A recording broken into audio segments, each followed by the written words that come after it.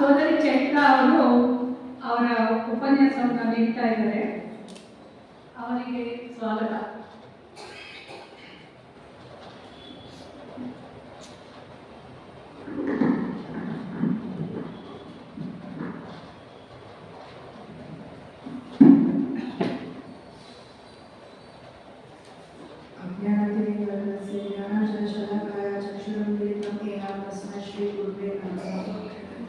ಎಲ್ಲರಿಗೂ ನಮಸ್ಕಾರ.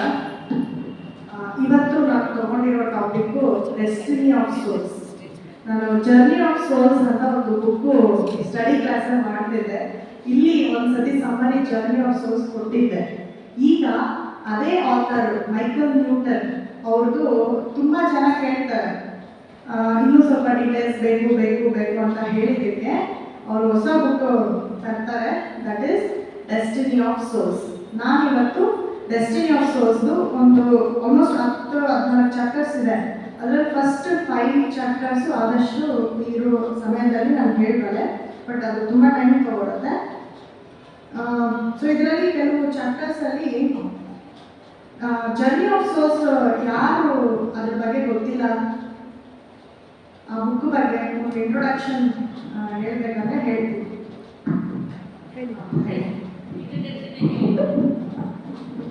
Okay, journey of souls ಅನ್ನೋದು ಒಂದು ಬುಕ್ ಮೈಕಲ್ ನ್ಯೂಟನ್ ಅವ್ರು ಬರೆದಿರೋದು. ಏನಪ್ಪ ಆ ಬುಕ್ ವಿಶೇಷ ಅಂತಂದ್ರೆ, ಅವರು ಸೈಕೋಥೆರಪಿಸ್ಟ್. ಏನಾದರೂ ಮಾನಸಿಕ ತೊಂದರೆಗಳಿದ್ರೆ ಅವ್ರಿಗೆ ಯಾವುದೇ ರೀತಿ ಡಾಕ್ಟರ್ ತೋರಿಸಿದ್ರು ಕೂಡ ವಾಸಿ ಆಗದೆ ಇದ್ದಾಗ ತುಂಬ ಜನ ಅಂತ ಕ್ಲಿನಿಕಲ್ ಸೈಕಾಲಜಿಸ್ಟ್ಗೆ ಅಥವಾ ಕೆಲವು ಸೈಕಾಲಜಿಸ್ಟ್ ಮನಸ್ಶಾಸ್ತ್ರ ತಜ್ಞರ ಹತ್ರ ಹೋಗ್ತಾರೆ. ಆ ಥರ ಇವರು ತುಂಬ ರಿಸರ್ಚ್ ಮಾಡಿ ಟ್ರೆಡಿಷನಲ್ ಸೈಕಾಲಜಿಕಲ್ ಮೆಥಡ್ಸ್ನ ಫಾಲೋ ಮಾಡ್ತಾ ಇದ್ರು. ಬಟ್ ಒಂದು ಪೇಷಂಟ್ ಅವ್ರ ಹತ್ರ ಬರ್ತಾರೆ, ಅವ್ರಿಗೆ ಗೊತ್ತಿರ್ತೀರ ಪೇಷಂಟ್ಗೆ ಹಿಪ್ನೋಸಿಸ್ ಅನ್ನೋ ಟೆಕ್ನಿಕ್ಗೆ ಅವರು ಪ್ರೀವಿಯಸ್ ಜನ್ಮಕ್ಕೆ ಹೋಗೋದು ಅರ್ಥ ಆಗುತ್ತೆ. ಸೊ ಏನಿದು ಸೈಂಟಿಫಿಕ್ ಆಗಿ ಒಪ್ಕೋಬೋದಾ ಅಂತಂದರೆ, ನಾವು ನಿದ್ದೆ ಮಾಡಿದಾಗ ಈ ಥರ ಆ್ಯಕ್ಟಿವ್ ಆಗಿದ್ದಾಗ ಯಾರನ್ನಾದ್ರೂ ಮಾತಾಡುವಾಗ ನಮ್ಮ ಬ್ರೈನ್ ವೇವ್ಸು ಡಿಫ್ರೆಂಟ್ ಲೆವೆಲ್ಸಲ್ಲಿ ಇರುತ್ತೆ. ಹಾಗೆ ಹಿಪ್ನೋಸಿಸ್ ನಿದ್ದೆ ಟೈಮಲ್ಲಿ ಒಂದು ಥರ ವೇವ್ ಲೆಂತ್ ಆಫ್ ವೇವ್ಸು ಬರ್ತಾ ಇರುತ್ತೆ ಬ್ರೈನಲ್ಲಿ. ಸೊ ಹಿಪ್ನೋಸಿಸ್ ಟೆಕ್ನಿಕ್ ಮಾಡುವಾಗ ಏನಾಯಿತು, ನಾನಿದು ಫುಲ್ ಡೀಟೇಲ್ಸ್ಗೆ ಹೋಗಲ್ಲ ಬಿಕಾಸ್ ಅದು ಬೇರೆ ಪುಸ್ತಕದ್ದು, ಜಸ್ಟ್ ಸಮರಿಯಾಗಿ ಹೇಳ್ತೀನಿ. ಸೊ ಅಲ್ಲಿ ಅವರು ಮನುಷ್ಯ ಸತ್ತ ಮೇಲೆ ನೆಕ್ಸ್ಟ್ ಜನ್ಮ ಬರೋದಕ್ಕೆ ಮಧ್ಯದಲ್ಲಿ ಏನೇನು ನಡೆಯುತ್ತೆ ಅನ್ನೋದು ಆ ಬುಕ್ಕಲ್ಲಿ ಬರೆದಿದ್ದಾರೆ. ಸೊ ಅದನ್ನು ಲೈಫ್ ಬಿಟ್ವೀನ್ ಲೈಫ್ಸ್ ಅಂತ ಹೇಳ್ತಾರೆ. ಸೊ ಹಿಪ್ನೋಸಿಸ್ ಒಳಗಾದ ಪೇಷಂಟ್ಸು ಸಬ್ಜೆಕ್ಟ್ಸ್ ಅಂತ ಕರಿತೀವಿ. ಅವರು ಹೇಳೋದು ಅವ್ರಿಗೆ ಏನು ಕಾಣುತ್ತೆ ಅನ್ನೋದ್ರ ಮೇಲೆ ಇನ್ಫಾರ್ಮೇಶನ್ ಮೇಲೆ ಈ ಪುಸ್ತಕ ಬರೆದಿದ್ದಾರೆ. ಸೊ ಇದು ನಂಬಬೇಕಾ ಬೇಡ ಅನ್ನೋದು ನಿಮ್ಮ ಇದಕ್ಕೆ. ಆದರೆ ಅವರು ಯಾವ ಥರ ಎವಿಡೆನ್ಸ್ ಕೊಡ್ತಾರೆ ಅಂದರೆ, ಒಂದು ಪೇಷಂಟ್ಸ್ ಎಲ್ಲ ಅವ್ರಿಗೆಲ್ಲ ಪ್ರಾಬ್ಲಮ್ಗಳಿಂದ ಸಾಲ್ವ್ ಆಗಿದ್ದಾರೆ, ನಾವು ಅದೊಂದು ನಂಬಿಕೆ ಕೊಡಬೇಕು. ತುಂಬ ಚೇಂಜಸ್ ಆಗಿದೆ. ಆ ಒಂದು ಆಧಾರದ ಮೇಲೆ ಇದು ನಿಮ್ಮ ಕೈಯಲ್ಲಿ ಬಿಟ್ಟಿದ್ದು. ಥಿಯೋಸಫಿಯಲ್ಲಿ ಎಷ್ಟೋ ವಿಷಯಗಳು ನಾವು ಥಿಯೋರಿಟಿಕಲ್ ಆಗಿ ಓದಿದ್ದೀವಿ. ಇದು ನಾನು ಓದಿದಾಗ ಒಂದು ಪ್ರಾಕ್ಟಿಕಲ್ ಆಗಿ ಸ್ವಲ್ಪ ರಿಲೇಟ್ ಆಗುತ್ತೆ. ನಮಗೆ ಹೊಸ ಹೊಸ ವಿಷಯಗಳು, ನಮ್ಮ ಮೂಢನಂಬಿಕೆಗಳನ್ನು ದೂರ ಮಾಡುವಂಥ ವಿಷಯಗಳು ಇದರಲ್ಲಿ ಇದೆ. ಸೊ ಫಸ್ಟು ಈ ಬುಕ್ಕಲ್ಲಿ 67 ಕೇಸಸ್ ಇದೆ. ಅದನ್ನು ನಾನು ಕೆಲವೇ ಕೇಸಸ್ನ ಮಾಡ್ತೀನಿ. ಯಾವುದವೆ ಅವೆಲ್ಲ ಅಂತಂದರೆ, ಫಸ್ಟು ಸ್ಪಿರಿಟ್ ವರ್ಲ್ಡ್ ಅನ್ನೋದು ಟಾಪಿಕ್. ಸ್ಪಿರಿಟ್ ವರ್ಲ್ಡ್ ಅಂದರೆ ಆತ್ಮಗಳೆಲ್ಲ ಇರುವಂಥ ಒಂದು ಲೋಕ. ನಾವು ಸತ್ತ ಮೇಲೆ ಏನಾಗುತ್ತೆ, ಆಮೇಲೆ ನಾವು ಕೆಲವು ಸ್ವಲ್ಪ ಆದಮೇಲೆ ಒಂದು ಸ್ಪಿರಿಟ್ ವರ್ಲ್ಡ್ಗೆ ಹೋಗ್ತೀವಿ. ಆ ಸ್ಪಿರಿಟ್ ವರ್ಲ್ಡಲ್ಲಿ ಆತ್ಮಗಳು ಮಾತಾಡ್ಕೊಳ್ಳೋದು, ನೆಕ್ಸ್ಟ್ ಜನ್ಮಕ್ಕೆ ಏನು ಮಾಡಬೇಕು ಅಂತದೆಲ್ಲ ಹೇಳ್ತಾರೆ. ಸೊ ಇಲ್ಲಿ ಫುಲ್ ಜರ್ನಿ ಆಫ್ ಸೋಲ್ಸ್ದು ಒಂದು ಸಮ್ಮರಿ ಹೇಳಿದ್ದಾರೆ.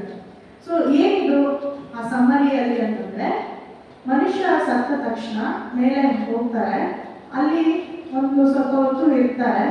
ಆಮೇಲೆ ಅದು ನಮ್ಮ ಸೆಕೆಂಡ್ ಚಾಪ್ಟರಲ್ಲಿ ಡೆತ್, ಗ್ರೀಫ್ ಆ್ಯಂಡ್ ಕಂಫರ್ಟ್ ಅಂತ, ಅಂದರೆ ಸತ್ತಾದ್ಮೇಲೆ ನೋವು ಪಡೋದು, ಆಮೇಲೆ ಸಮಾಧಾನ ಮಾಡೋದು, ಇವುಗಳ ಆಧಾರದ ಮೇಲೆ ಕೆಲವು ಕೇಸಸ್ ಇರುತ್ತೆ.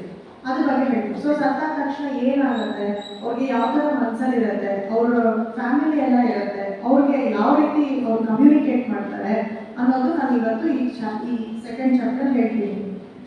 ನೆಕ್ಸ್ಟು ಅರ್ಥ್ಲಿ ಸ್ಪಿರಿಟ್ಸ್ ಅಂತ, ಅಂದರೆ ಭೂಮಿಯಲ್ಲಿರುವಂಥ ಕೆಲವು ಸ್ಪಿರಿಟ್ಗಳು ಇರ್ತಾರೆ. ಅವು ಏನು, ಆಸ್ಟ್ರಲ್ ಪ್ಲೇನ್ ಅಂತ ಒಂದು ಇರುತ್ತೆ ಸ್ಟೇಜ್, ಡಿಫ್ರೆಂಟ್ ಪ್ಲೇನ್ಸ್ ಇರುತ್ತಲ್ಲ, ಆ ಥರ ಆಸ್ಟ್ರಲ್ ಪ್ಲೇನ್ ಅಂತ ಒಂದಿರುತ್ತೆ. Nature spirits. ನ್ಯಾಚುರಲ್ ಆಗಿ ಇದು ಇಡನ್ ಸೈಡ್ ಆಫ್ ಥಿಂಗ್ಸ್ ಅಂತ C.W. ಲೆಡ್ವಿಟರ್ ಅವರು ಬರೆದಿದ್ದಾರೆ. ಅದರಲ್ಲೂ ಇದ್ರ ಬಗ್ಗೆ ಎಕ್ಸ್ಪ್ಲೇನ್ ಮಾಡಿದ್ದಾರೆ. ಸೊ ಅದಕ್ಕೆ ಆಧಾರವಾಗಿ ಇವರು ಸಬ್ಜೆಕ್ಟ್ಸ್ ಹೇಳ್ತಾರೆ, ನಮ್ಗೆ ಈ ಥರ ಕಾಣ್ತಿದೆ ಇದೆಲ್ಲ ಅಂತ. ಸೊ ಅದು ಎವಿಡೆನ್ಸ್ ಅಂತ ಹೇಳ್ಬೋದು. ನೆಕ್ಸ್ಟು ಸೋಲ್ಸ್ ಇನ್ ಸೆಕ್ಯೂರಿಟಿ. ಕೆಲವು ಆತ್ಮಗಳು ಒಂದು ಸೈಲೆಂಟಾಗಿ ಒಂಟಿತನದಲ್ಲಿ ಇಷ್ಟಪಡ್ತಾರೆ, ಅವುಗಳ ಬಗ್ಗೆ ಹೇಳೋದು. ಎಮೋಷನಲ್ ಏಂಜಲ್ಸ್ ಅನ್ನೋದ್ರೆ ಹೆವೆನ್ಲಿ ಹೋಸ್ಟ್, ಅಂದರೆ ಏಂಜಲ್ಸ್ ಅಂದರೆ ದೇವತೆಗಳು ಅಂತ ಕರಿತೀವಿ. ಮತ್ತು ಬೇರೆ ಥರ ಆತ್ಮಗಳು ಅವ್ರು ಹೇಗೆ ಬರ್ತಾರೆ ಅದ್ರ ಬಗ್ಗೆ.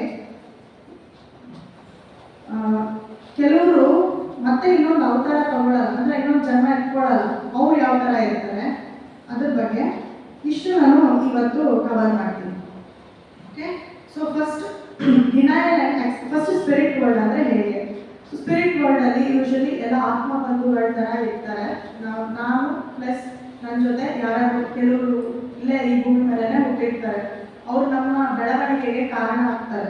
ನಮಗೇನಾದರೂ ಪಾಠ ಕಲಿಸ್ಬೇಕು ಅಂದರೆ ನಮ್ಮ ಸುತ್ತಲೂ ಎಲ್ಲೋ ಒಂದು ಕಡೆ ಗುರುನೋ, ತಾತನೋ, ಅಜ್ಜಿನೋ, ಫ್ಯಾಮಿಲಿ ಮೆಂಬರ್ಸೋ ಯಾರೋ ಒಬ್ರು ಇರ್ತಾರೆ. ಅದರಲ್ಲಿ ಒಬ್ಬರು ಗುರು. ಕೆಲವು ಸಮಯದಲ್ಲಿ ಯಾರು ತುಂಬ ಬೆಳವಣಿಗೆ ಆಗಿರೋ ಆತ್ಮಗಳು, ಈ ಡಿಫ್ರೆನ್ಸಸ್, ಆತ್ಮಗಳ ಡಿಫ್ರೆನ್ಸ್ ಎಲ್ಲಾನು ಜರ್ನಿ ಆಫ್ ಸೋಲ್ಸ್ ಅನ್ನೋ ಪುಸ್ತಕದಲ್ಲಿ ಬರೆದಿದ್ದಾರೆ. ಬಿಗಿನರ್ ಆತ್ಮ ಅಂದರೆ ಏನು, ಮಿಡಲ್ ಇಂಟರ್ಮೀಡಿಯೇಟ್ ಆತ್ಮ ಅಂದರೆ ಏನು, ತುಂಬ ಬೆಳವಣಿಗೆ ಆಗಿರೋ ಆತ್ಮ ಅಂದರೆ ಏನು ಅಂತ. ಜಾಸ್ತಿ ಜನ್ಮಗಳು ಎತ್ತಿದ್ರೆ ತುಂಬ ಕಲ್ತಿರ್ತಾರೆ, ಅಂಥವ್ರನ್ನ ಅಡ್ವಾನ್ಸ್ಡ್ ಸೋಲ್ಸ್, ತುಂಬ ಮುಂದುವರೆದ ಆತ್ಮ ಅಂತ ಹೇಳ್ತಾರೆ. ಅಂಥವ್ರಿಗೆ ಗೈಡ್ಸು ಈ ಜನ್ಮದಲ್ಲಿ ಇರಬೇಕಾಗಿಲ್ಲ, ಅವ್ರು ದೂರದಿಂದಲೇ ನಮಗೆಲ್ಲ ಹೇಳ್ತಿರ್ತಾರೆ. ಸೊ ಸ್ಪಿರಿಟ್ ವರ್ಲ್ಡಲ್ಲಿ ಒಂದು ನಾವು ಯೂಶಲಿ ನಮ್ಮ ಜೀವನನ ಒಂದು ಅರ್ಥ ಮಾಡ್ಕೊಳ್ಳೋದಕ್ಕೆ, ನಾವು ಏನಕ್ಕೆ ಈ ಭೂಮಿ ಮೇಲೆ ಬಂದಿದ್ದೀವಿ ಅನ್ನೋದನ್ನೆಲ್ಲ ತಿಳ್ಕೊಳ್ಳೋದಕ್ಕೆ ಅಲ್ಲಿ ಹೋಗ್ತೀವಿ. ಆ ಸ್ಪಿರಿಟ್ ವರ್ಲ್ಡಲ್ಲಿ ನಮಗೆ ಅಂತ ಗುರುಗಳಿರ್ತಾರೆ, ಮಾಸ್ಟರ್ಸ್ ಇರ್ತಾರೆ. ನಾವು ಹಳೆ ಜನ್ಮದಲ್ಲಿ ಕೆಲವರು ಸಂಬಂಧಿಗಳು ನಮ್ಮ ಹಿಂದೆ ಇರ್ತಾರೆ, ಅವರನ್ನ ನಾವು ಹೋಗ್ತಾ ಹೋಗ್ತಾ ಕೆಲವು ಕ್ಲಸ್ಟರ್ಸ್ ಅನ್ನೋ ಇದರಲ್ಲಿ ನೋಡ್ತೀವಿ.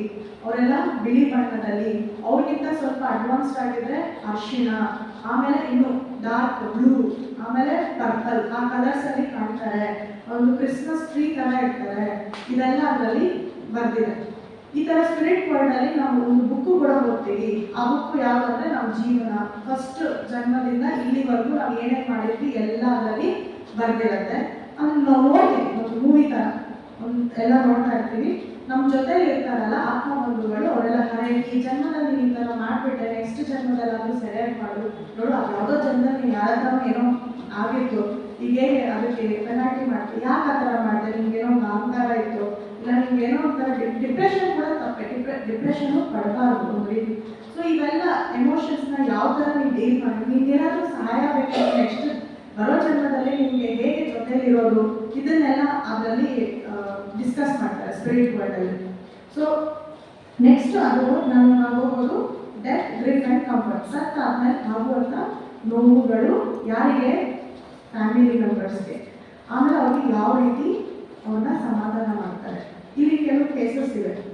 ಫಸ್ಟು ಸತ್ತ ತಕ್ಷಣ ಅಯ್ಯೋ ಸತ್ತ ಅಂತ ಆ ಆತ್ಮಗಳು ಕೂಡ ಒಪ್ಕೊಳ್ಳಲ್ಲ, ಇಲ್ಲ ನನಗೆ ಸಮಾಧಾನ ಇಲ್ಲ ಅಂತ ಎಕ್ಸೆಪ್ಟ್ ಮಾಡ್ಕೋಬೇಕಲ್ವಾ, ಅವ್ರು ಮಾಡ್ಕೊಳ್ಳೋದಕ್ಕೂ ರೆಡಿ ಇರಲ್ಲ. ಸೊ ಒಂದು ಎಕ್ಸಾಂಪಲ್ ಹೇಗೆ ಅಂದರೆ, ಒಂದು ಮನುಷ್ಯ ಅಲ್ಲಿ ಅಳ್ತಾ ಇರ್ತಾರೆ, ಅವರು ವೈಫ್ ಒಬ್ರು ಇರ್ತಾರೆ. ಸೊ ಆ್ಯಕ್ಚುಲಿ ಒಬ್ಬ ಸತ್ತೋಗಿರ್ತಾನೆ, ವೈಫ್ ಭೂಮಿ ಮೇಲೆ ಇರ್ತಾರೆ.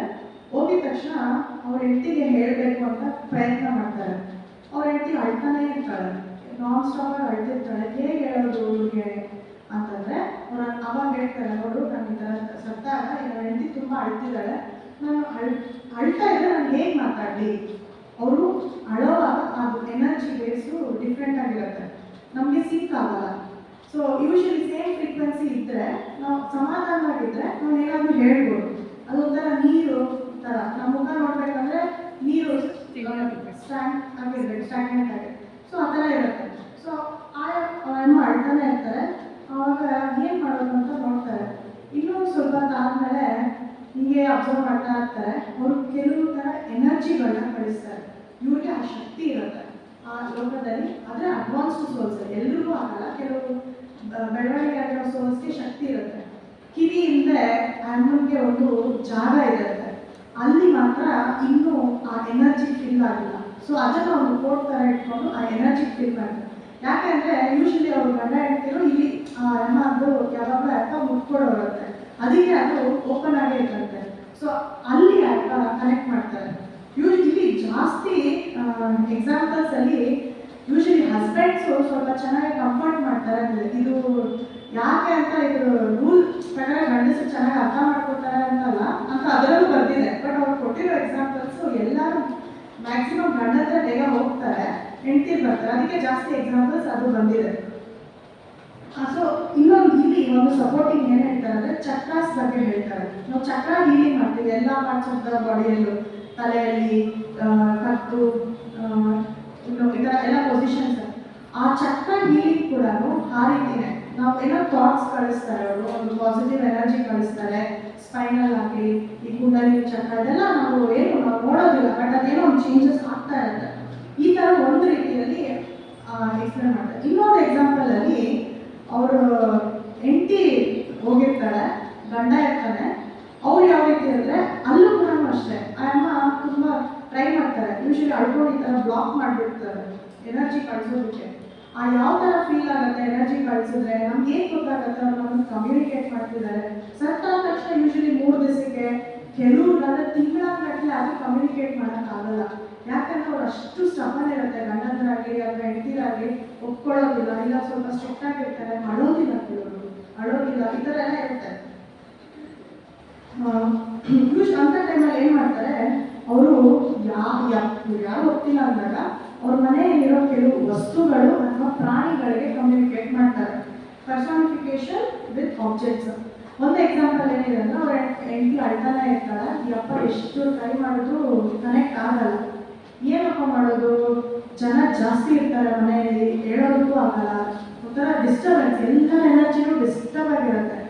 ಸೊ ಆ ಅಮ್ಮ ಒಂದು ಬೆಂಕಿ, ಅಲ್ಲಿ ಫಾರಿನಲ್ಲಿ ಈ ಬಿಸಿ ಕಾಯಿಸೋದಕ್ಕೆ ಬೆಂಕಿ ಇರುತ್ತಲ್ಲ ಅಂತ ಕಡೆ ಇರ್ತಾಳೆ. ಸಡನ್ ಆಗಿ ಒಂದು ಬೆಂಕಿ ಥರ ಒಂಥರ ಚಿಕ್ಕೆ ಥರ ಇರುತ್ತೆ. ಇವು ಯಾಕೆ ಅಂದರೆ ಯೂಶಲಿ ಅವ್ರಗಳಿಗೆ ಬೆಂಕಿಗೆ ಕನೆಕ್ಟ್ ಮಾಡ್ಕೊಳ್ಳೋ ಶಕ್ತಿ ಇರುತ್ತೆ. ಅದ್ರದ್ದೇನೋ ಒಂದು ಎನರ್ಜಿ ಥರ ಫಾರ್ಮ್ ಆಗಿ ಇವ್ರ ಎನರ್ಜಿ ಏನೋ ಲಿಕ್ವಿಡ್ ಸಾಲಿಡ್ ಥರ ಒಂದು ಕಂಪ್ಯಾರಿಷನ್ ಕೊಡ್ತಾರೆ. ಅದು ಆ ಕನೆಕ್ಟ್ ಆಗುತ್ತೆ ಸಂಭವ ಆ ಬೆಂಕಿಗೆ. ಆಮೇಲೆ ಆ ಅಮ್ಮ ಸೈಲೆಂಟಾಗಿ ಎದ್ಬಿಟ್ಟು ರೂಮ್ ಹೋಗಿ ಕಬೋರ್ಡ್ ತೆಗಿತಾಳೆ. ಕಬೋರ್ಡ್ ತೆಗೆದು ಉಂಗುರ ತೆಗಿತಾಳೆ. ಅಲ್ಲಿ ಒಂದು ಬಾಕ್ಸಲ್ಲಿ ಆ ಉಂಗುರ ರೆಡ್ ಉಂಗುರ ಇರುತ್ತೆ, ಅದು ಅವ್ರ ಹಸ್ಬೆಂಡ್ದು. ಆವಾಗ ಅವ್ರು ಹೇಳ್ತಾರೆ, ನಾನು ಇವಾಗ ಅವ್ರಿಗೆ ಕನೆಕ್ಟ್ ಆದೆ ಅಂತ.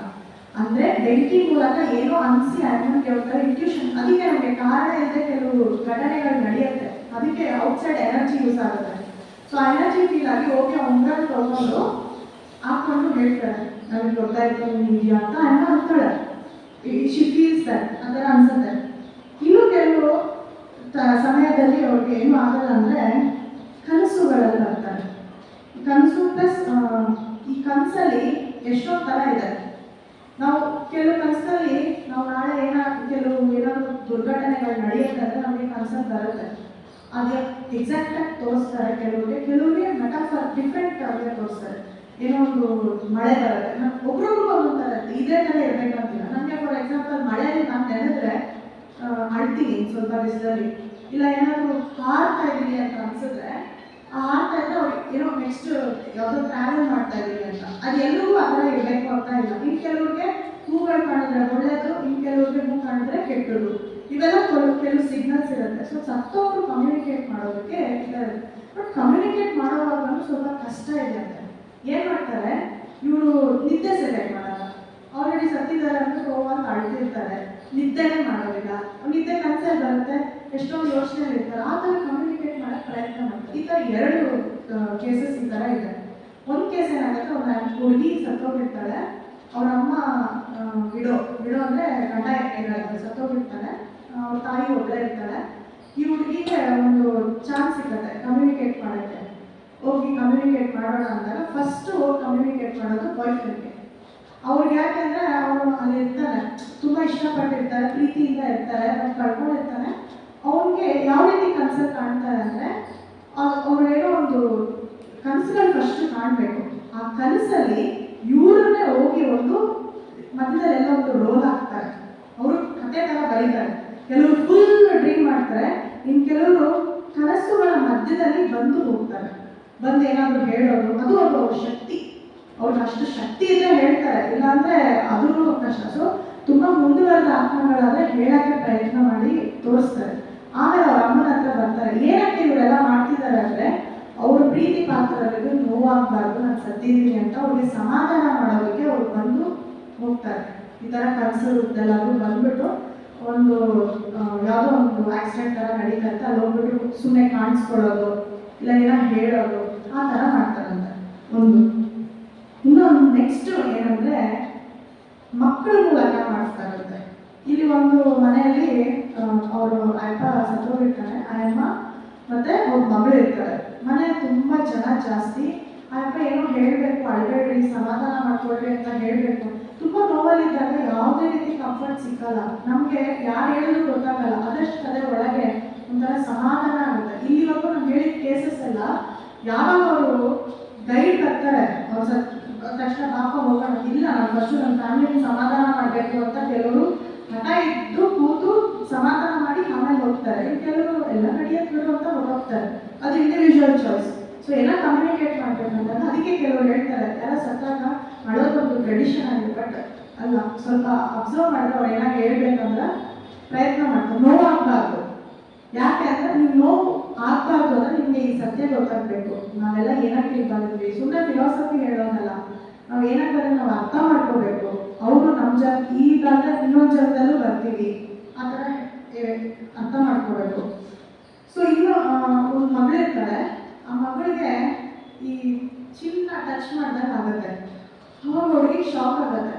ಯಾಕಂದ್ರೆ ಅವಳು ಒಬ್ಬಳೆ ಮೇಲೆ ರೂಮಲ್ಲಿ ಇರ್ತಾಳೆ. ಮನೆ ತುಂಬ ಜನ ನೆಂಟರು ಅಮ್ಮ ಅಳ್ತಿರ್ತಾಳೆ, ಅತಿಥಿ ಅದು ಇದೆಲ್ಲ ಮಾಡ್ತಾ ಇರ್ತಾರಲ್ಲ 3 ದಿವಸ.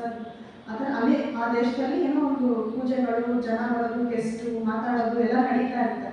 ಅದಕ್ಕೆ ಅವ್ರ ಹೆಂಡತಿ ಜೊತೆ ಮಾತಾಡೋಕ್ಕೆ ಏನು ಕಮ್ಯುನಿಕೇಟ್ ಮಾಡೋಕ್ಕಾಗಲ್ಲ. ಅದಕ್ಕೆ ಅವ್ರ ಮಗಳು ಕಾಣಿಸ್ಕೊಂಡು ಎಲ್ಲರೂ ಏನಕ್ಕೋ ಒಂದು ರೀತಿಗೆ ಆಚೆ ಹೋಗ್ತಾರೆ. ಇವರಿಬ್ಬರು ಇಲ್ಲಿದ್ದಾಗ ಆ ಹುಡುಗಿ ಹೇಳ್ತಾಳೆ, ಅಮ್ಮ ನಮಗೆ ಅಪ್ಪ ಇದ್ದಾರೆ ಇಲ್ಲೇ ಅಂತ ಹೇಳಿಬಿಡ್ತಾಳೆ. ಅವ್ರ ಅಮ್ಮ ಅಳ್ಕೊಂಡು ಮಗುನ ತಪ್ಕೋತಾಳೆ. ತಪ್ಕೊಂಡು ಅವ್ರು ಎಮೋಷ್ನಲ್ ಆಗಿ ಫೀಲ್ ಆದಾಗ ಹಸ್ಬೆಂಡು ಕೂಡ ಕನೆಕ್ಟ್ ಆಗ್ತಾರೆ. ಆ ಕಂಫರ್ಟ್ ಫೀಲ್ ಆಗ್ತಾರೆ 3 ಜನ. ಅಂದರೆ ಓಕೆ, ನಾವು ಇವಾಗ 3 ಜನ ಕನೆಕ್ಟ್ ಆಗಿದ್ದೀವಿ ಅಂತ. ಇನ್ನೊಂದು ಹಸ್ಬೆಂಡು ಇರ್ತಾನೆ, ಸ್ವಲ್ಪ ಸ್ಟ್ರಿಕ್ಟ್ ಮನುಷ್ಯ. ಹೆಂಡತಿ ತುಂಬ ಕೇರಿಂಗು, ಗಿಡಗಳು ಅನ್ನೋದೆಲ್ಲ ಇಷ್ಟ ಆಯ್ತು ಅವ್ರಿಗೆ. ಈ ಅಪ್ಪಗೆ ಎಷ್ಟು ವರ್ಷ ಅದು ತುಂಬ ಪ್ರೀತಿ ಇರುತ್ತೆ. 38 ವರ್ಷದ ಮ್ಯಾರೇಜ್ ಲೈಫು ಚೆನ್ನಾಗೇ ಇರ್ತಾರೆ. ಆ ಸತ್ತ ತಕ್ಷಣ ಯಪ್ಪ ಒಪ್ಕೊಳ್ಳೋದಿಲ್ಲ, ಸಮಾಧಾನ ಅಳಲ್ಲ, ಕೌನ್ಸಿಲಿಂಗ್ ಹತ್ರ ಹೋಗಲ್ಲ, ತುಂಬ ಬೇಜಾರಾಗಿರ್ತಾನೆ. ಒಂದು ದಿವಸ ಹೇಗೆ ಅಮ್ಮ ಕಮ್ಯುನಿಕೇಟ್ ಮಾಡ್ತಾರೆ ಅಂದರೆ, ಒಂದು ಹೂ ಗಾರ್ಡನಿಂಗ್ ಮಾಡೋದಕ್ಕೆ ಅವ್ರಿಗೆ ಅಮ್ಮಗೆ ವೈಟ್ ರೋಸಸ್ ಅಂದರೆ ಇಷ್ಟ. ಈ ಅಪ್ಪ ಹೋಗ್ಬಿಟ್ಟು ರೆಡ್ ರೋಸಸ್ ತರ್ತಾನೆ. ಹೋಗ್ಬಿಟ್ಟಂದ್ರೆ ತಗೋಬರಕ್ಕೆ ಇನ್ನು ಆರ್ಡರ್ ಮಾಡ್ತಾನೆ. ಅವರೆಲ್ಲ ಇಲ್ಲ ರೆಡ್ ರೋಸಸ್ ಅಂತಾರೆ. ಇಲ್ಲ ನನಗೆ ಬೇಕು ರೆಡ್ ರೋಸಸ್ ಅಂತಾನೆ ಹೇಳ್ತಾರೆ. ಸರಿ, ನೆಕ್ಸ್ಟ್ ದಿವಸ ಅವರು ಯೂಶಲಿ ಅವ್ರಿಗೆ ಫ್ಲವರ್ಸ್ ಕೊಡೋಂಥ ಅಮ್ಮ ಇರ್ತಾಳೆ. ಆ ಅಮ್ಮ ಇವ್ರ ಹತ್ರ ಬಂದ್ಬಿಟ್ಟು ಸೈಲೆಂಟಾಗಿ ಬಂದ್ಬಿಟ್ಟು ಪಾಟಲ್ಲಿ ಬಿಳಿ ರೋಸಸ್ ಇಟ್ಬಿಟ್ಟು ಹೊರಗೋಗ್ತಾರೆ ಅಷ್ಟೇ. ಆಗ ಅಪ್ಪ ಬಿಳಿ ರೋಸಸ್ ನೋಡ್ತಾನೆ. ಅಲ್ಲಿ ಆ ಅಮ್ಮ ಕನೆಕ್ಟ್, ಅವಾಗ ಎಲ್ಲ ನೆನಪು ಬರುತ್ತೆ, ನನ್ನ ಹೆಂಡತಿಗೆ ಇದು ಇಷ್ಟ ಆಯ್ತು ಅಂತ. ನಮಗೆ ಗೊತ್ತಾಗಲ್ಲ, ತುಂಬ ಸೂಕ್ಷ್ಮಗಳು ಯಾವ ರೀತಿ ನಮ್ಮ ಜೊತೆ ಕಮ್ಯುನಿಕೇಟ್ ಮಾಡ್ತಾರೆ ಅನ್ನೋದು ನಮ್ಗೆ ಗೊತ್ತಾಗ. ಸೊ ಅಬ್ಸರ್ವ್ ಮಾಡಬೇಕು, ನಾವು ಯಾವತ್ತಲ್ಲಿ ಅಬ್ಸರ್ವೇಷನಲ್ಲಿ ಇರಬೇಕು. ಇನ್ನೂ ಕೆಲವು ಸಮಯದಲ್ಲಿ ಸ್ಟ್ರೇಂಜರ್ಸ್, ಯಾರು ನಮಗೆ ಪರಿಚಯ ಇರೋರು ಯಾರು ಬರ್ತಾರೆ ಅಂಥವ್ರು ಕೂಡ ಸಮಾಧಾನ ಮಾಡ್ತಾರೆ. ಒಂದು ಅಪ್ಪ ಮಗಳು ಕಳ್ಕೊಂಡಿರ್ತಾರೆ, ಹೆಂಡತಿನೂ ಕಳ್ಕೊಂಡಿರ್ತಾನೆ. ಒಂದು ಪಾರ್ಕಲ್ಲಿ ಕೂತಿರ್ತಾರೆ, ಅವ್ರ ಮಗಳು ಥರನೇ ಒಂದು ಹುಡುಗಿ ಆಗಿ ಆಟ ಆಡ್ತಾ ಇರ್ತಾರೆ. ಈಗ ಏನು ಓದ್ತಾ ಇರ್ತಾರೆ, ಅವ್ನು ಆ್ಯಕ್ಚುಲಿ ಸ್ವಲ್ಪ ತಿಂಗಳು ಆಗಿರುತ್ತೆ ಅನ್ಸುತ್ತೆ, ಅಳ್ತಾ ಇರುತ್ತೆ. ಆಮೇಲೆ ಪಕ್ಕದಲ್ಲಿ ಒಂದು ಅಮ್ಮ ತುಂಬ ಚೆನ್ನಾಗಿರ್ತಾಳೆ, ಬೆಳ್ಳಿ ಬಟ್ಟೆ ಹಾಕ್ಕೊಂಡು ಪಕ್ಕದಲ್ಲೇ ಏನೋ ಕಪ್ಪ ಏನೋ ಕಾಫಿ ಇಟ್ಕೊಂಡು ಕೂತ್ಕೊಳ್ತಾಳೆ. ಆ್ಯಕ್ಚುಲಿ ಕೂತ್ರೆ ಎಲ್ಲ ಆರಾಮಲ್ವಾ, ಯಾಕೆ ಚಿಂತೆ ಮಾಡ್ತೀರಾ ಅದನ್ನೆಲ್ಲ ಹೇಳ್ಬಿಟ್ಟು ಹೋಗ್ತಾರೆ. ಆ್ಯಕ್ಚುಲಿ ಅದು ಅವ್ರ ಹೆಂಡತಿ ಕಮ್ಯುನಿಕೇಟ್ ಮಾಡಿದ್ದು, ಜಸ್ಟ್ ಆ ಥರ. ಒಂದು ನಮಗೆ ಗೊತ್ತಾಗಲ್ಲ, ಯಾರೋ ಬಂದು ಏನೋ ಮಾಡ್ತಾರೆ. ಅಲ್ಲಿ ಮಗಳ ಥರನೇ ಇನ್ನೊಂದು ಹುಡುಗಿನ ಒಂದೊಂದ್ಸತಿ ಡ್ಯುಯಾಲಿಟಿ ನಡೆಯುತ್ತೆ. ಒಂದು ಆತ್ಮದಲ್ಲಿ 2-3 ಥರ ಬರ್ಬೋದು, ಅದು ಇದೆ. ನೆಕ್ಸ್ಟ್ ಇನ್ನೊಂದು ಒಂದು ತುಂಬ ಬಿಲೀಫ್ ಸಿಸ್ಟಮ್ ಇರೋದು ಒಂದು ಅನ್ನ ಜೀಸಸ್ ಪ್ರೇಯರ್ ಅನ್ನೋದೆಲ್ಲ ಇರುತ್ತೆ. ಅವರು ಎಲ್ಲ ದೇವರೇ ಜೀಸಸ್ ಅಂತೆಲ್ಲ ಅಂದ್ಕೊಳ್ತಾ ಇರ್ತಾರೆ. ಅದು ಇಂಥವ್ರಿಗೆ ಏನು ಕಮ್ಯುನಿಕೇಟ್ ಮಾಡೋದು, ಇಂಥವ್ರ ಜೊತೆ ಏನು ಮಾಡ್ತಾರೆ ಅಂದರೆ ಒಂದು ಕ್ರ್ಯಾಶ್ ಆಗಿರುತ್ತೆ. ಅವ್ರ ನಂಬಿಕೆ ಏನು, ದೇವರಿದ್ದಾರೆ ಅಂತ, ಈ ಸತ್ತೋಗ್ಬೋದು, ಪುನರ್ಜನ್ಮ ಹೋಗೋಣ ಅಂತಾರೆಲ್ಲ ಗೊತ್ತಿಲ್ಲ. ಬಟ್ ಈ ಅಪ್ಪ ಕಾಣಿಸ್ಕೊಂಡಾಗ ಅವ್ರಿಗೆ ಸ್ವಲ್ಪ ಕಾಣೋದಂತೆ, ಏನೋ ತಲೆ ಮೇಲೆ ಹೋಗ್ತಾ ಇರೋ ಥರ ಆ ಥರ. ಬಟ್ ಇಲ್ಲ, ಏಂಜಲು, ಜೀಸಸ್ಸು ಏಂಜಲ್ ಆ ಥರ ಇರ್ಬೋದು ಅಂತ ಅಂದ್ಕೊಳ್ತಾರೆ. ಬಟ್ ಅಲ್ಲ ಆಮೇಲೆ ಸ್ವಲ್ಪ ದಿನ ಅಂತ ಗೊತ್ತಾಗತ್ತೆ ಯಾರೋ ಕಮ್ಯುನಿಕೇಟ್ ಮಾಡ್ತಿದ್ದಾರೆ ಅಂತ. ಬಟ್ ಇವರು ಹೆಂಡತಿ ಸ್ವಲ್ಪ ಬಾಧಲ್ಲಿ ಇರ್ತಾರಲ್ಲ, ಆ ಅಮ್ಮನಿಗೆ ಒಂದು ಕೈಂಡ್ ಆಫ್ ಕಂಫರ್ಟ್ ಕೊಡಬೇಕು ಅಂತಂದಾಗ ಈ ಥರ ಕಾಣಿಸ್ಕೊಳ್ತಾರೆ. ಆಮೇಲೆ ಆ ಸಬ್ಜೆಕ್ಟ್ ಎಕ್ಸ್ಪ್ಲೈನ್ ಮಾಡ್ತಿರ್ತಾರೆ ಡಾಕ್ಟರ್ಗೆ. ಸುಮ್ಮನೆ ನಗ್ಬಿಡ್ತಾರೆ ಆ ಸಬ್ಜೆಕ್ಟು. ಯಾಕೆ ನಗೀತಾ ಇದೆಯಾ ಅಂತಂದರೆ, ಆವಾಗ ಒಬ್ಬ ಇದ್ದಾನೆ, ಅವನು ಸಹಾಯ ಮಾಡ್ತಿರ್ತಾನೆ ಇವ್ರಿಗೆ ಅಂತ. ತುಂಬ ವರ್ಷದಿಂದ ಅವನಿಗೆ ತುಂಬ ಇಷ್ಟ ನನ್ನ ಹೆಂಡತಿ ಅಂದರೆ, ಅದಕ್ಕೆ ನಂಗೆ ನಗು ಬರ್ತಿದೆ. ಏನಕ್ಕೆ ನಗು ಬರ್ತದೆ ಅವನಿಗೆ? ನನ್ನ ಹೆಂಡತಿ ಅಂದರೆ ತುಂಬ ಇಷ್ಟ, ಅಂದರೆ ನನ್ನ ಹೆಂಡತಿಗೆ ಗೊತ್ತಿಲ್ಲ, ಏನೋ ಅವನ್ನೆಲ್ಲ ನೋಡ್ಕೊತಿದ್ದಾನೆ ಅವಳು ಕೆಲಸಗಳೆಲ್ಲ ಅಂತ ಹೇಳ್ತಾನೆ. ಅಂದರೆ ಇದನ್ನು ನಾವು ಅರ್ಥ ಮಾಡ್ಕೊಂಡು ಸತ್ತಾದ್ಮೇಲೆ ಹೊಟ್ಟೆ ಬಿಡಿ ಅನ್ನೋದಿರಲ್ಲ, ನನ್ನ ಹೆಂಡತಿ ನನ್ನ ಗಂಡ ಅಂತ ಇರಲ್ಲ ಅಂತ. ಒಂಥರ ಅವ್ರು ಚೆನ್ನಾಗಿದ್ರೆ ಸಾಕು ಅಂತ ಹೋಗ್ತಾರಂತೆ. ಅದು ಒಳ್ಳೆ ರೀತಿ. ಯೂಶಲಿ ದೇಹ ಬಿಟ್ಟು ಹೋದ್ಮೇಲೆ ದ್ವೇಷ ಇರಲ್ಲ, ಕೋಪ ಇರಲ್ಲ, ಈಗ ನಮ್ಮವ್ರು ಚೆನ್ನಾಗಿರಲಿ ಅಂತ ಹೋಗ್ತಾರಂತೆ. ಆಮೇಲೆ ಎಮೋಷನಲ್ ರಿಕವರಿ, ಕೆಲವು ಏಂಜಲ್ ಹೀಲರ್ಸ್ ಅಂತೆಲ್ಲ ಹೇಳ್ತಾರೆ. ಇಷ್ಟೆಲ್ಲ ಆದಮೇಲೆ ಕೆಲವು ಟೀಚರ್ ಟೆಕ್ನಿಕ್ಸ್ ಎಲ್ಲ ಬರುತ್ತೆ. ಟೀಚರ್ಸು ಕೂಡ ನಮಗೆ ಕಮ್ಯುನಿಕೇಟ್ ಮಾಡೋದು ಎಲ್ಲ ಮಾಡಿದ್ರು. ಸತ್ವ ಬಗ್ಗೆ ಇಷ್ಟು ಹೇಳಿದೆ. Next angels and other heavenly hosts ಅಂತ ಕೆಲವು ಟಾಪಿಕ್ಸ್ ಇದೆ, ನಾನು ಅದನ್ನು ಹೇಳ್ತೀನಿ. ಏನಂದರೆ ಗೈಡ್ಸ್ ಸಮ್ಟೈಮ್ಸ್ ಏನಾದರೂ ಹೇಳಬೇಕು ಅಂತ ಇರ್ತಾರೆ. ನಮಗೆ ಒಂದು ಗಿಲ್ಟ್ ಫೀಲ್ ಇರುತ್ತೆ ಲೈಫಲ್ಲಿ.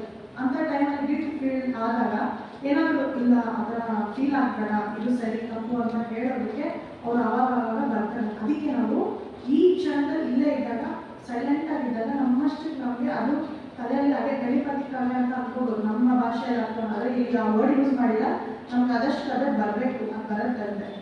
ಸೊ ಈ ಥರ ಕೆಲವು ಸಮಯದಲ್ಲಿ ಏಂಜಲ್ಸು ಸತ್ತವರು ಕೂಡ, ಏಂಜಲ್ಸ್ ಅಂದರೆ ತುಂಬ ಅಡ್ವಾನ್ಸ್ಡ್ ಸೋರ್ಸು, ಸಹಾಯ ಮಾಡೋಕ್ಕೆ ಅಂತ ಬರ್ತಾರೆ. ಅಂದರೆ ಅವರಿಗೂ ಬೇರೆ ಹೋಗಕ್ಕೆ ರೆಡಿ ಇಲ್ಲ ಅಂತ ಅಷ್ಟೇ.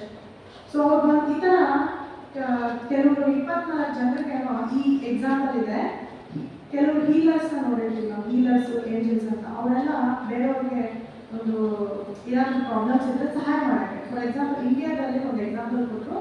ಅವರು ಏಂಜಲ್ ಆಗಿದ್ದಲ್ಲ ಆತ್ಮ, ಒಂದು ವ್ಯಕ್ತಿ ನೀರಲ್ಲಿ ಬಿದ್ದೋಗ್ತಾರೆ, ತಲೆ ಮೇಲೆ ಕೈ ಇಟ್ಟು ಸಮಾಧಾನ ಮಾಡ್ತಾರೆ, ಅಂದರೆ ರಿಕವರ್ ಮಾಡ್ತಾರೆ. ಅದೊಂದು ಎಕ್ಸಾಂಪಲ್ ಇದೆ ಆ ಥರ. ಇನ್ನೊಂದು ರೀಯುನೈಟಿಂಗ್ ವಿತ್ ದೋಸ್ ವಿ ಲವ್ ಅಂತ. ಇಲ್ಲೊಂದು ಇಂಟ್ರೆಸ್ಟಿಂಗ್ ಕಥೆ ಇದೆ. ಇದು ಕರ್ಮ ಅದು ರಿಲೇಟೆಡು. ಇಬ್ಬರು ಗಂಡ ಹೆಂಡತಿ ಇರ್ತಾರೆ. ಜಾರ್ಜ್ ಮತ್ತು ವೈಫ್ ಫ್ರಾನ್ಸಿಸ್ ಸತ್ತೋಗಿರ್ತಾರೆ, ವೈಫ್ ಸತ್ತೋಗಿರ್ತಾರೆ. ಡಾರ್ಟಿ ಮತ್ತು ಫ್ರ್ಯಾಂಕ್ ಅಂತ. ಇಲ್ಲಿ ಹಸ್ಬೆಂಡ್ ಸತ್ತೋಗಿರ್ತಾರೆ. ಸೊ ಅಲ್ಲಿ ಫಸ್ಟ್ ಒನ್ ಜಾರ್ಜ್ ಮತ್ತು ಫ್ರಾನ್ಸಿಸ್ ಅಲ್ಲಿ ವೈಫ್ ಹೋಗಿರ್ತಾರಲ್ಲ, ಆಮೇಲೆ ಈ ಡಾರ್ಟಿ ಹಸ್ಬೆಂಡ್ ಹೋಗಿರ್ತಾರಲ್ಲ, ಇವರಿಬ್ರು ಲಿಂಕ್ ಆಗ್ತಾರೆ. ಬಟ್ ಅವ್ರ ಗಂಡನ ಒಂದು ಗಿಲ್ಟಿ ಫೀಲ್ ಆಗುತ್ತೆ. ಅರೆ ನನ್ನ ಹೆಂಡತಿ ಹೋದ್ಮೇಲೆ ನಾನು ಇವ್ರನ್ನ ಇಷ್ಟಪಡ್ತಾ ಇದ್ದಿದ್ದು ತಪ್ಪಲ್ಲ ಅಂತ ತುಂಬ ಫೀಲ್ ಆಗ್ತಾ ಇರ್ತಾರೆ. ಆದರೆ ಅಲ್ಲಿ ನಾವು ಅವರ ಒಂದು ಸ್ಪೌಸ್ ಇರ್ತಾರಲ್ಲ, ಒಂದು ಸಬ್ಜೆಕ್ಟ್ ಆಗಿ ಬಂದು ಹೇಳ್ತಾರೆ.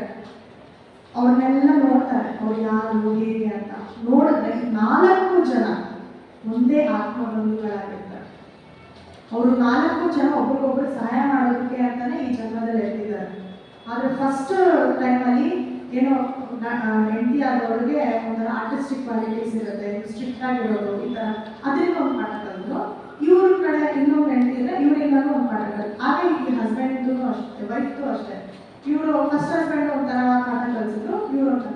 ಆದರೆ ಇಲ್ಲೊಂದು ಕೊಟೇಶನ್ ಕೊಟ್ಟಿದ್ದಾರೆ. ಫಸ್ಟ್ ಮದುವೆಗಳು ಯಾವಾಗ ಸಂತೋಷಕರವಾಗಿರುತ್ತೆ ಆವಾಗ ಅವ್ರ ನೆಕ್ಸ್ಟ್ ಮ್ಯಾರೇಜಸ್ ಕೂಡ ಯೂಶಲಿ ಚೆನ್ನಾಗೇ ಇರುತ್ತೆ.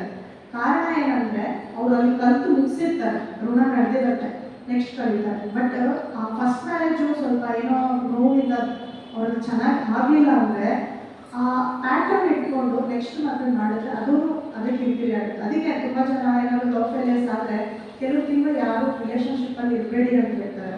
ಯಾಕೆ ಅಂದರೆ ಆ ಫೇಲ್ಯೂರ್ ಆಗಿರೋದು ಕಾರಣ ಅವರಲ್ಲಿ ಇರುವಂಥ ಏನೋ ಒಂದು ಕೆಲವು ವಿಷಯಗಳು, ಆ ವಿಷಯಗಳು ಹೋಗಲಿಲ್ಲ ಅಂದರೆ ಅದೇ ಥರ ರಿಪೀಟ್ ಆಗ್ತಾ ಬರುತ್ತೆ. ಇದು ನೇಚರ್ಸ್ ಲಾ.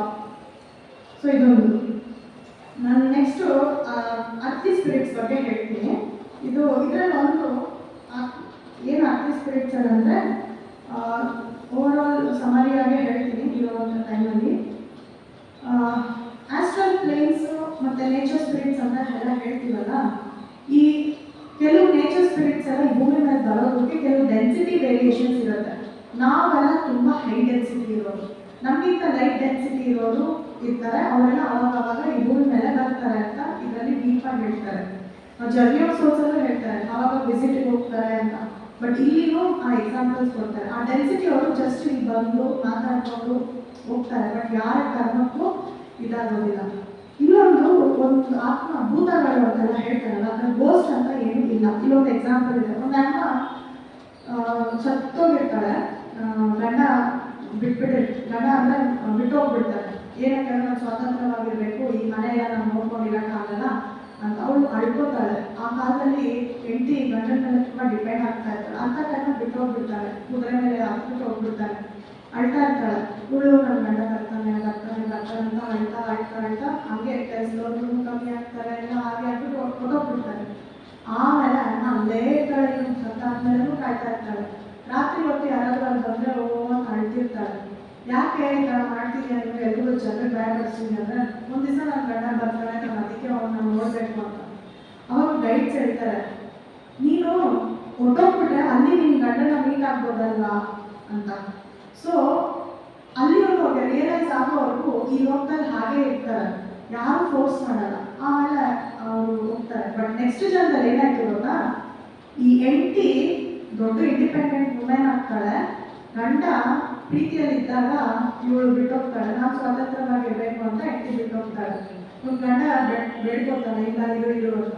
ಆದರೆ ಈ ಅಮ್ಮ ಇಂಡಿಪೆಂಡೆಂಟ್ ಆಗಿ ದೇಶ ಎಲ್ಲ ಸುತ್ತಾಳೆ, ಎಲ್ಲ ಮಾಡ್ತಾಳೆ. ಇವಳು ಇನ್ನೊಂದು ಮದುವೆ ಆಗ್ತಾ ಚೆನ್ನಾಗಿರ್ತಾನೆ. ಬಟ್ ಇವಳು ಯಾವುದೋ ಒಂದು ಕಾರಣಕ್ಕೆ ಚೀಟಿಂಗ್ ಎಲ್ಲ ಆಗ್ತಾಳೆ. ಚೀಟಿಂಗ್ ಅಂದರೆ ಇನ್ನೊಂದು ಹುಡುಗನ ಇಷ್ಟಪಡ್ತಾಳೆ, ಬಟ್ ಅವ್ನು ಮೋಸ ಮಾಡಿಬಿಟ್ಟು ಹೊರಟೋಗ್ತಾನೆ. ಇಲ್ಲಿ ಕರ್ಮ ರಿಲೇಷನ್ ಬಗ್ಗೆ ಒಂದು ಇದಿದೆ.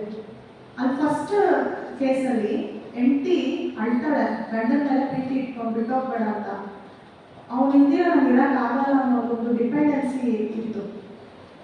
ಅದು ಬಿಟ್ಟು ಜೊತೆ ಗಂಡನ ಜೊತೆ ಹೋಗ್ಬೋದಿತ್ತಲ್ಲ, ಹೋಗ್ಲಿಲ್ಲ, ನಾನು ಇಲ್ಲೇ ಇರಬೇಕು ಅಂತ.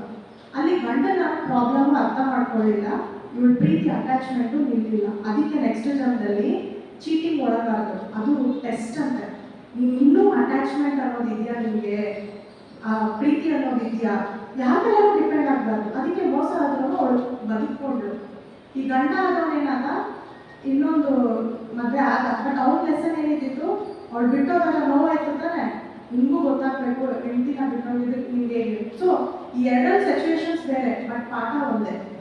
ಸೊ ಈ ಥರ ಕೆಲವು ಸ್ಪಿರಿಟ್ಸ್ ಎಲ್ಲ ಬರುತ್ತೆ.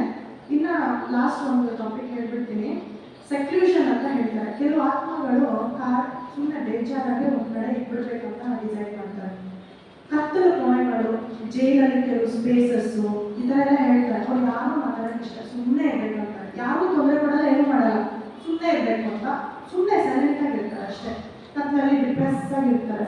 ಆವಾಗ ಬಂದ್ಬಿಟ್ಟು ಗುರುಗಳು ಏನಪ್ಪ ಮಾತಾಡ್ಸ್ಬಿಟ್ಟು ಹೋಗ್ತಾ ಇರ್ತಾರೆ, ಇನ್ನೂ ರೆಡಿ ಇದ್ದಾರಾ ಇಲ್ವಾ ಅಂತ. ಇದು ಸೆಕ್ಲ್ಯೂಷನ್. ಅವರೇ ಚೂಸ್ ಮಾಡ್ಕೊತಾ ಇರ್ತಾರೆ, ನಾನು ಹೀಗಿರಬೇಕು, ನನಗೆ ಯಾರು ಮಾತಾಡಿ. ಯಾಕಂದರೆ ಯೂಶಲಿ ಯಾರಿಗಾದ್ರು ಒಂದು ಗಿಲ್ಟ್ ಫೀಲ್ ಇದ್ದಾರೆ, ತುಂಬ ತೊಂದರೆ ಮಾಡಿದ್ರೆ ಸ್ವಲ್ಪ ಟೈಮ್ ಬೇಕು, ಕ್ವೈಟ್ ಟೈಮ್ ಅಂತಾರೆ. ನಿಮಗೂ ಕೋಪ ಜಾಸ್ತಿ ಏನಾದರೂ ಕ್ವೈಟ್ ಟೈಮ್, ಮಕ್ಕಳಿಗೆ ಇವಾಗ ಕ್ವೈಟ್ ಟೈಮ್ ಅಂತಾರೆ. ಕ್ವೈಟ್ ಟೈಮ್ ಒಂದು ಸೈಲೆಂಟಾಗಿ ಒಂದು ಕಡೆ ಇರಲಿ ಅಂತ. ಸೊ ಆ ಥರ ಒಂದು ಸೆಕ್ಲ್ಯೂಷನ್. ಸೊ ನಾನು ಇಲ್ಲಿಗೆ ಇದು ಚಾಪ್ಟರ್ಸ್ ಒಂದು ಅಷ್ಟು ಡಿಸ್ಕಸ್ ಮಾಡಿದ್ದು ಹೇಳಿದ್ದೀನಿ. ಮತ್ತೆ ನೆಕ್ಸ್ಟ್ ಟೈಮ್ ಯಾವಾಗಾದರೂ ನಾನು ಇದ್ರ ಬಗ್ಗೆ ಇನ್ನೂ ಬೇರೆ ಚಾಪ್ಟರ್ಸ್ ಬಗ್ಗೆ ಹೇಳ್ತೀನಿ. ಓಕೆ, ಇನ್ನೊಂದು ಈ ದೇವರು ದೆವ್ವಗಳಂತೆಲ್ಲ ಹೇಳ್ತಾರಲ್ಲ, ಅದು ಲಾಸ್ಟ್ ನಾನು ಹೇಳ್ಬಿಡ್ತೀನಿ. ಒಂದು ಅಮ್ಮಗೆ ದೇವರೇ ಎಲ್ಲ ಅಂತ ಇದು ಮಾಡಿರ್ತಾಳೆ. ನೀನು ಸತ್ತ ತಕ್ಷಣ ಅವ್ರೇನೋ ಒಂದು ಇದಿರುತ್ತೆ ಲೈಫ್. ಆ್ಯಕ್ಚುಲಿ ಸತ್ತ ತಕ್ಷಣ ನೀನು ಹೆಲ್ಗೆ ಹೋಗ್ತೀಯಾ ಹೆಲ್ಗೆ ಹೋಗ್ತೀಯಾ ಅಂತೆಲ್ಲ ಹೇಳ್ತಿರ್ತಾರೆ. ಆದರೆ ಆ ವ್ಯಕ್ತಿ ಸತ್ತಾಗ ತಕ್ಷಣ ಕಾಣ್ತಾ ಬರುತ್ತೆ ಒಂದು ಭೂತ ಥರ, ಟೇಲ್ಸ್ ಎಲ್ಲ ಇತ್ತು, ಮುಖ ಎಲ್ಲ ಇರೋದು ಅಂತ. ತುಂಬ ಅಯ್ಯೋ ನಾನು ಎಷ್ಟೆಲ್ಲ ಮಾಡಿದೆ, ನನಗೆ ಯಾಕೆ ಈ ಥರ ದೆವ್ವ ಕಾಣ್ತಿದೆ ಅಂತಂದರೆ ಆಮೇಲೆ ಮಾಸ್ಕ್ ತೆಗೆದ್ಬಿಟ್ಟು ನಕ್ಕುದ್ರಂತೆ. ಯಾರು ಅಂದರೆ ಅವ್ರ ಗೈಡು. ಆ ಗೈಡು ಪಾಠ ಕಲಿಸೋದೇ ತಮಾಷೆ ಆಗಿರುತ್ತೆ ಈ ಮಾಸ್ಕ್ ಎಲ್ಲ ಹಾಕ್ಕೊಂಡು. ಆದರೆ ಈ ವ್ಯಕ್ತಿಗೆ ಮಾಸ್ಕ್ ಹಾಕೋದಂದ್ರೆ ಆಗಲ್ಲ. ಅಲ್ಲಿ ಸ್ಪಿರಿಟ್ ವರ್ಲ್ಡ್ ಪಾಠಗಳು ಕಳೀತಾ ಇರೋ ಟೈಮಲ್ಲಿ. ಸೊ ಕೆಲವು ಸಮಯದಲ್ಲಿ ಸ್ಪಿರಿಟ್ ವರ್ಲ್ಡ್ಸು ಗೈಡ್ಸ್ ಹೇಳ್ಕೊಡೋ ಟೆಕ್ನಿಕೇ ಡಿಫ್ರೆಂಟ್ ಆಗಿರುತ್ತೆ. ಇದರಲ್ಲಿ ಏನು ಹೇಳ್ತಾರೆ ಗೊತ್ತಾ, ಇದು ಸಡನ್ನಾಗಿ ವೀಕ್ ಮಾಡಿದ್ರೆ ಒಂಥರ ಏನೋ ಜನ ಬಂದು ನಮ್ಮ ಲೈಫಲ್ಲಿ ಬೇರೆ ರೋಲ್ಸ್ ಎಲ್ಲ ಮಾಡ್ತಾರೆ ಅಂತ, ಅದಕ್ಕೆ ಅವ್ರು ಹೇಳ್ತಾರೆ ಇಟ್ ಈಸ್ ಡಿಫ್ರೆಂಟ್ ಕೇಸ್ ಅಂತ. ಸೊ ನಾನು ಇನ್ನೊಂದು ಭೂತಗಳು ಅವೆಲ್ಲ ಏನಿಲ್ಲ, ದೇ ಯೂಸ್, ಅದಕ್ಕೆ ಮಾಸ್ಕ್ ಅನ್ನೋ ಕಾನ್ಸೆಪ್ಟು ಟ್ರೈಬಲ್ ವರ್ಲ್ಡಲ್ಲಿ ಅದಕ್ಕೊಂದು ಸಿಗ್ನಿಫಿಕೆನ್ಸ್ ಇದೆ, ಅದೆಲ್ಲ ಇದರಲ್ಲಿ ಬರ್ತಿದ್ದಾರೆ. ಇವತ್ತಿಗೆ ಇಷ್ಟು ಸಾಕು. ಏನೋ ಪ್ರಶ್ನೆ ಇದ್ದರೆ ಹೇಳಿ. ನೆಕ್ಸ್ಟ್ ಸ್ಪೀಕರ್ಗೆ ನಾವು